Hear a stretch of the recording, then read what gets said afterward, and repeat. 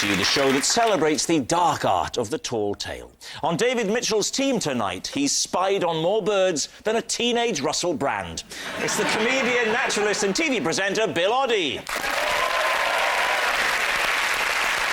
And one of the country's best-loved comedians who's also had a #1 hit in the charts. Finally, someone I can relate to. It's Frank Skinner! And joining Lee Mack tonight, a comedian who used to have a job in a call centre. She says it wasn't that bad, but the daily 17-hour commute to Mumbai was knackering. Sarah Millican! And a comedian who trained as a chef but had to give it up when he realised he wasn't a rude, cantankerous arse. John Richardson! So we start with round one, Home Truths, where our panellists each read out a statement from the card in front of them. Now, to make things harder, they've never seen the card before, so they've no idea what they'll be faced with. And it's up to the opposing team to sort the truth from the lies. And Sarah Millican is first tonight. Sarah. OK. I once wet myself in a car and then blamed it on my friend's dog. David. Right. I mean, I'm willing to believe it, I'll say that at this point. Why did you wet yourself in a car? Because I needed a wee in a car. I've needed a wee in a car, but I've never weed in a car. I was once stuck in a very long line of traffic trying to get onto the Severn Bridge on the M4, and I let myself go in a 1-litre bottle of Volvic. I did that on the motorway, and my problem was I was really desperate, and I had a bottle of water, and I had to drink the water. My body was saying, no more water. So it was a terrible cyclical thing. No sooner I got it down, it was out again. I didn't want to draw attention to myself, because people might pull up either side, and I'd clearly, by my facial expression, be urinating at that. Oh, please show us that face. So, I mean, this is obviously just for everyone but me, a commonplace occurrence. Yeah. Basically, lavatories are just for me. What a great name for your autobiography. Yeah.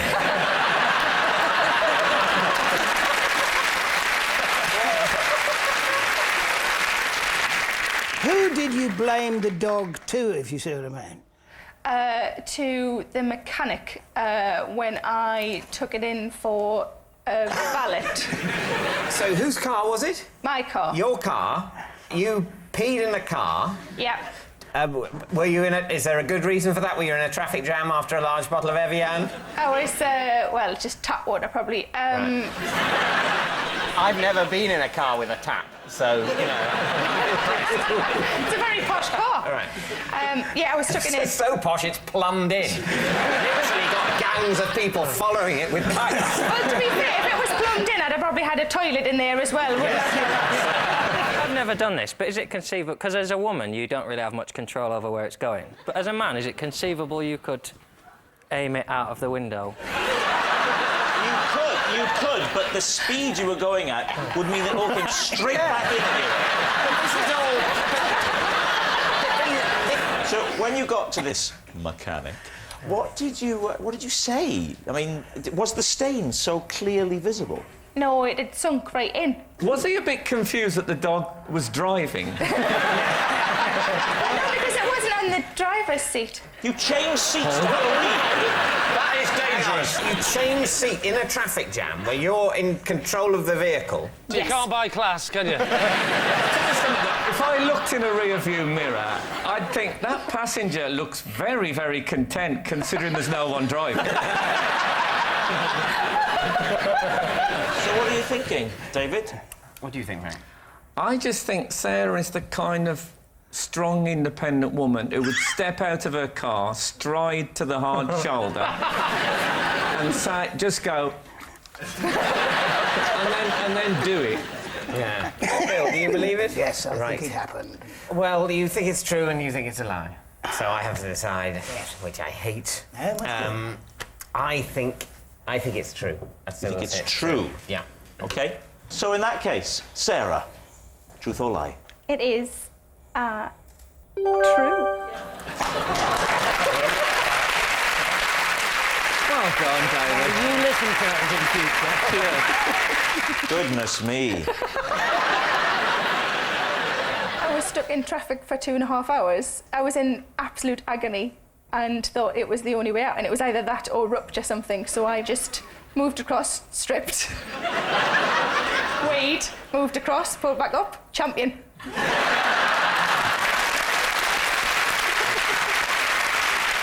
Well, there we are. And if you've been affected by any of the issues raised on tonight's show, Frank. OK. I was once driven to A&E in an ice cream van. In place of a siren, the driver turned on the musical chimes. What happened to you that involved having to go to A&E? Well, I was playing rounders, and I ran in between bases, and I sort of went over on my ankle. And it was in Cornwall. Your ankle? Yes. That's how far out of place it went. Blimey! So I'm in real proper agony, like, honestly, I thought I was going to black out, it hurt so much. And somebody phoned an ambulance, and it probably was about 25 minutes, and still no sign. This bloke came over from the ice cream van, and he said, I'll take you to the hospital.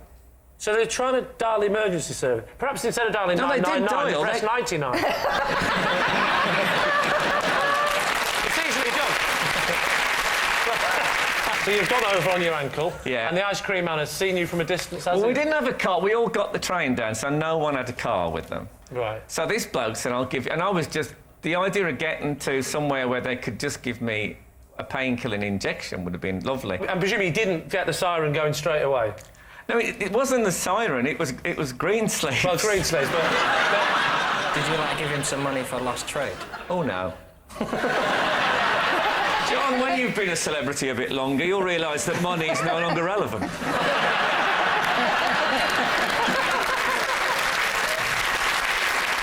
Whereabouts in Cornwall were you? I was in Truro. I don't understand why you would put the siren on. I think I did mention to him that I liked music from the Tudor period. I also don't understand why you were in Truro, because if you didn't drive, you would have got the fast service to Penzance. Our holiday was a combination of rail travel and taxis, and a little bit of ice cream vans. So, time for a decision. What do we think? I'm not happy with it. You're not happy with it? Not happy with it. You're not having it? Oh, I think it's true. I don't want to become Trevor Travel Planner, but if... I mean, a rounders kit is something you throw in the boot of a car. You don't take it on a train. OK, so you're saying it's true? I think it's true. John thinks it's a lie? Yeah. We'll say it's a lie, then. You're going to say it's a lie? OK, Frank, truth or lie? It is a lie. Yes, it's a lie. Frank wasn't driven to A&E in an ice cream van. In fact, accidents involving ice cream vans are incredibly rare, yet always result in the tragic loss of hundreds and thousands. Bill, you're next. Right, OK. I was saved from drowning by a character from the children's show Rainbow. Wow. Surprisingly buoyant, you 6-foot felt-covered man. Well, hang on, we don't know he's felt-covered. There was unfelt-covered men as well. People. Jeffrey. Human beings, I think. That Jeffrey. Well, let's not give him any names. Don't help him. Oh. Which character? If he says Jeffrey, I'll kill you. Freddie. Well, there was a Freddie. There was a Rod, Jane and Freddie. Rod, Jane and Freddie, yeah. Yeah, he was the sexier of them. I always like the pink hippo. Only one arm, though. What? Yeah, George and Zippy had one arm each. Oh, no. Yeah. Oh, yeah, they did. The other arm was in the mouth, wasn't it? What are you saying? Sorry. You say a lot of disgusting things on this show, but now you've gone too far. So Freddie has saved you from a what was that, pond? From drowning. The pond? It was in the sea. It was the ocean. The ocean, OK. Which ocean was it? It was the Indian Ocean. Did you get the train there? I would like to.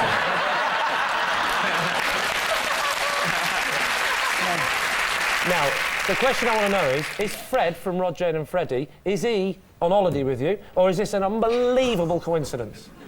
It is actually an unbelievable coincidence. Did he recognise you? Yes, he did. He'd known yeah. you already? No, he did know me. I hadn't met or anything like that. No, but he was aware. He was aware. But he was aware that there was somebody in the sea, some way offshore, waving as if to say, I am drowning, I am drowning. He probably thought you were doing the Funky Gibbon, didn't he? It might have been pre-Funky Gibbon. What year was it? Wow. Surely human beings still lived in the sea.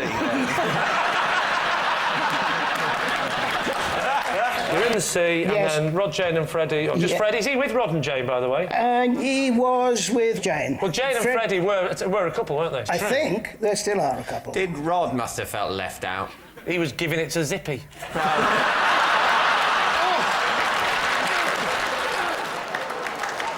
Did he cup you in the traditional... No, he didn't cut me. I don't mean... Oh, no. Yes. Well, I'm not suggesting he'd arrive before I save you. So I got pulled in backwards, yes, on my back. as it Onto the were. shore.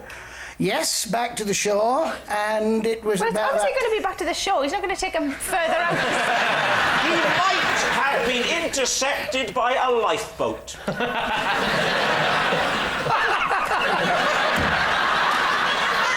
That was the angriest he has been in 3 series. Don't come onto this show and soil the seats. Too late.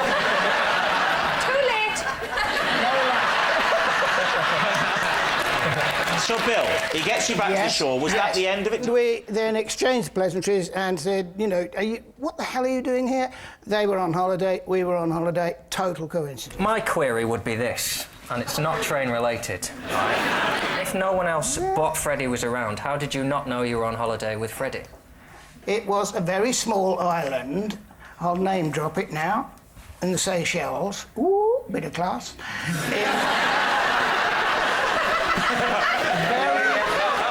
Will we all get free holidays in the Seychelles now? No, you said that. but I will. I also think the Seychelles sound nice. It's in there. I've always adored the island of Mauritius. Does anybody watching from Alton Towers? OK, Lee, time for your decision. What is your laser-like mind telling you? Me? It's a lie. Do you? Yeah, I think it's a lie, because I don't remember any episodes of Rainbow that had Freddie swimming in them, so I'm not sure he could. I think it's true, but I just have this really sad image Listen, of I've lots of got other it. people watching you drown. There are lots of people. Bloody get him in. OK, John says it's true. Sarah says it's a lie. I'm going to say it's true. OK. Very well, the answer is... It's true. No way! Yes, it's true. Bill was saved from drowning by Freddie from Rainbow. Our next round is called This Is My, where we bring on a mystery guest who has a close connection to one of our panellists.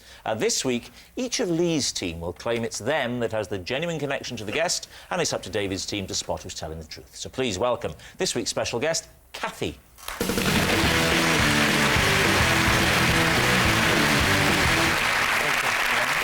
Welcome, Kathy. So, John, what is Kathy to you?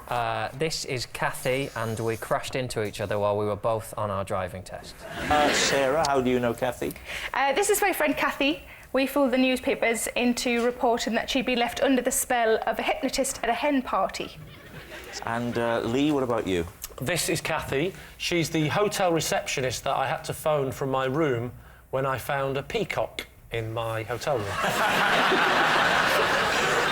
So there we have it. John's pranged motorist, Sarah's newspaper prankster, or Lee's peacock remover. David, where would you like to start? John, your Hi. Your driving test. How did the crash happen? What manoeuvre were you attempting? I was pulling out of a junction onto a carriageway, but then I saw a car, so I stopped, and she drove into the back of me. Basically, 2 driving tests in convoy, as it were. Yeah. Well, you do the same route from the same driving school, don't you? When you go to get your exam. Did you fail your test, John? We both had to have our tests annulled because of the accident. Annulled? That usually involves the Pope, doesn't it? When was this, John? I just had to renew my licence, so 11 years ago. 11 years ago, OK. Kathy hasn't changed the number in 11 years. She described it as weird, what had happened, and I remember thinking it wasn't weird. You hit me. So she said we should keep numbers, jokingly, and said, so that we don't get our test on the same day next time. Lol. Yeah. Did people say lol 11 years ago? Yeah, it was just coming in then. Right. Before we even knew you could write it down. Yeah. Sarah, why did you... what's the story here? What? The disinterested policeman. I think you mean uninterested policeman. All good policemen are disinterested. Yes, good point. Not an amusing point. But grammatically, an absolute belter. Yeah. What's the difference between what does disinterested Disinterested mean? means impartial. Uninterested means bored. I think I know which one the audience is. Sorry, please continue. So, Sarah, you fooled the newspapers about a hypnotist at a hen party. Fooled the newspapers into reporting that she had fallen under a spell put under by the hypnotist at the hen party. And what was the nature of the spell? What did Kathy think she was? Every now and again she would just burst into song as Madonna. So how did you then fool the paper? Did you just phone them up? Just phoned them up and told them, and... They printed it. they came out and did a photo shoot, the local paper. Did it end up in any national paper? Yeah, it ended up in most of the national papers. Seriously? Most? Yep. Was Kathy photographed? Was she in the paper looking Madonna-esque? Yes, she was. David, are you satisfied with your witness? Would you like to move on? So what about Lee? Lee? You found a peacock in your hotel bedroom. Yes, I found a peacock in my hotel room. Yeah. Did they have ornamental grounds? They had some sort of ornamental grounds to a degree. They definitely had peacocks. Did you hear the peacock? I woke up in the morning. It was ground floor, and you know, like most blokes who sleep on their own hotels, it can get a bit whiffy, all right? So I opened the French doors that were in the room. I opened the French doors. So I go into the swimming pool, which is very near my room. I come back with the dressing gown on. I walk in, and there's a peacock in my room. Yeah, did he do the thing with his tail? He saw me, and he sort of went like that, and I think his tail went up a little bit, and then he sort of ran around a bit, and then he sort of got a bit flustered, and I tried to waft him out the door. Yeah. I was a bit panicking, because I know a peacock doesn't sound very threatening, but it's one of those things that in your room suddenly becomes terrifying. So, now you've tried to waft the peacock out, and then you ring reception, Kathy answers. Yes. What do you say? I said, this is a bit weird, but there's a peacock in my room. And she said, oh, yeah, they do that a lot, believe it or not. Right. And she came round. She sort of just literally sort of was more assertive than me. She wafted it with a bit more gumption. Stop saying waft. It was a bit more masculine than that. I said waft once, and you haven't let it go, have you? She used the pillow, made a few noises, and the peacock went out. The peacock went out, and then she even shut the doors for me. I was like, I could have done that. It was a takeover bid by the peacocks to distract Kathy. When she got back to reception, 50 peacocks. Yeah. This is our hotel now. I just think...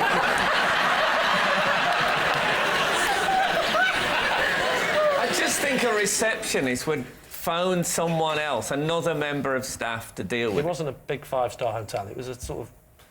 You know, I don't know what star it was, but it was a sort of... It was more casual, the hotel, than you're imagining. No. Peacocks are in very posh places and very formal places. Very rural places, generally. No. It's not like you don't farm peacocks. Yes, you do. People do farm peacocks. OK, yes. The English countryside is covered in massive flocks of peacocks. No, but they do farm peacocks. Peacock milk we endlessly drink.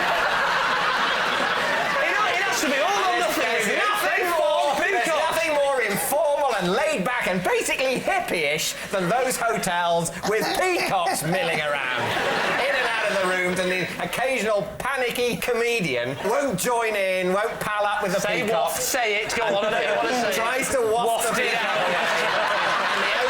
And the only member of staff in the hotel has to come and make noises with the pillow. Do you know what? And apologise to the peacock later and say, we won't let him stay here again. He's all stuck up.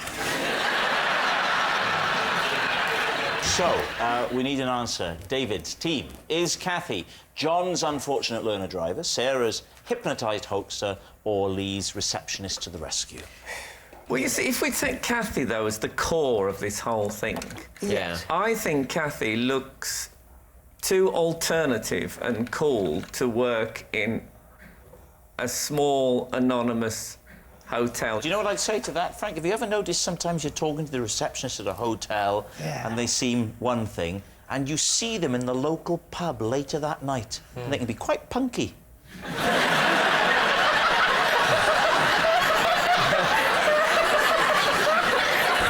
Right, David, decision time. What are you going to say? Bill, what do you think? I would think that it could be the Peacock rescue. I can see her doing all the moves for Madonna. I can see her with 3 muscular black men behind her doing a synchronised dance. So can she, by the look of it.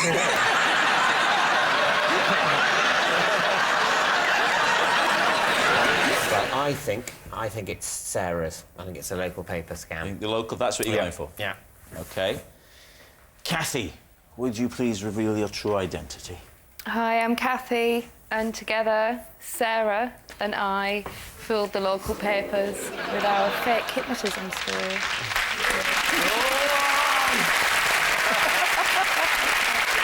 Wow. It was in the national press, it went in the Star and the Express, but it was biggest news on the Shields Gazette, where it was front page news. There it is. Thank you very much, Kathy.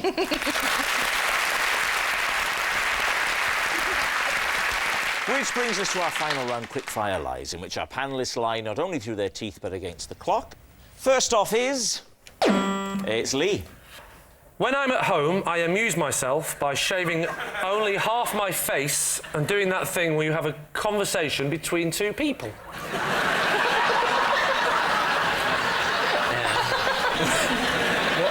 What are the characters of the shaved Lee, unshaven Lee? I'll often do a sailor because that suits the look of the longer beard. Could we have a little bit of sailor? Looks like you've shaved half your beard off again. Hang on, that doesn't make sense because it doesn't. It looks like he's got the complete No. beard. He has got the beard and he's talking to the man To who the other hasn't. person, yes. Looks like you've shaved off your beard off again. Yeah, but the other person The looks like little he's... boy looks up and goes, I couldn't help it, I had to, because I was feeling a bit hairy. But that doesn't make any sense because the other one looks like he's completely shaved his beard. No, sorry. I've shaved half the beard. Yes, I know. The one with the beard is the sailor with the beard. Looks like you've shaved off your... Meaning him. half your beard off. The other to the fella. other one. Yeah. Who's then sort of going, yes, I did. Yes, I did shave half it off. But it doesn't look like they've shaved half it off. It just looks... They've shaved it looks all like off. they've shaved it all off. You say that. You No, should you're wrong. be going, No. I've shaved it No, all wrong, off. David. Wrong. Now, I'll do it again. Right, man with half a beard. Yeah. You looks like you shaved... No, Wait, the character you're playing is a man with a let me finish! Okay. Looks like you shaved half your beard off again. Okay. Yes, I had to, but you should see the other side. Look, it's still there. And then the other fellow goes, I'm just as bad as you. Look, clean shaven.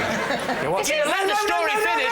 You know I'm using it up. Why didn't you say half in the first remark? Did you say it looks like you shaved your beard off again? Should be shave your whole beard off again? And he's going, yes, I know, but then let me show you more fully. Like you did. I didn't say it like a red boy. Coincidence, because I too am a cock.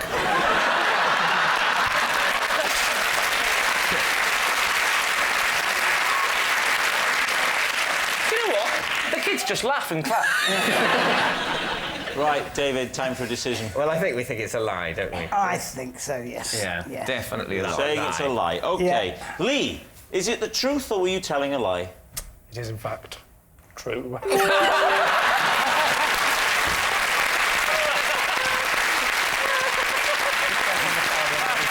Yes, it's true.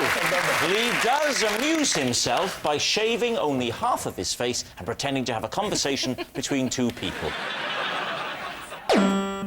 John. Possession. Right, there's a box under your desk. John, would you bring the box up, please? This is the emergency kit that I keep in my car at all times. OK. Well, not at all times, obviously. It's here. Lie! Next! John, will you take it out of the box and put it on the desk there? What would have been brilliant then if he'd have took his car out? Can we investigate it? Yes, I want to, yes. Spotty mug. I'd quite like to. I'll be very careful with it. Are you going to bring it back? Well, yeah. I'll be careful. There we go. Thank you. Oh, I've never given another man my box before. Okay. I have, it's quite nice. There's a mug, spotted mug. Yeah, well spotted.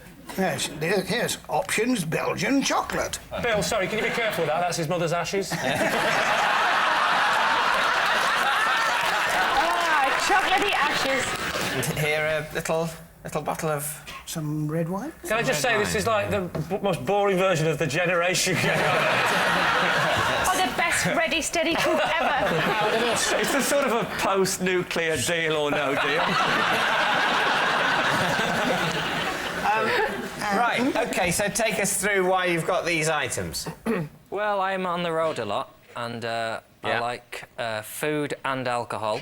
So I make sure I have some in case I have an unexpected overnight stay. I love how seriously Bill and Frank are studying the product. This has got a very curious marking on it. It's a circle and a pregnant woman and a line going across it. What's that got to do? That suggests to me that they don't advise that pregnant women drink. It's hardly hieroglyphics, Bill, is it? I tell you what, if I found this in a car, I'd assume it was the flight recorder.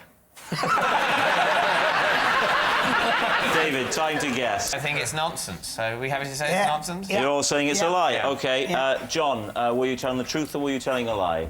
It is true. And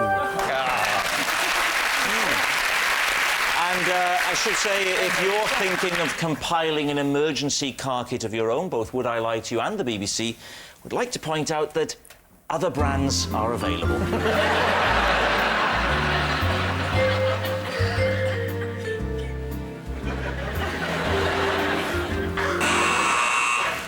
that noise signals time is up and it's the end of the show, and I can reveal that tonight's winners by a massive 7 points to 3, Lee's team.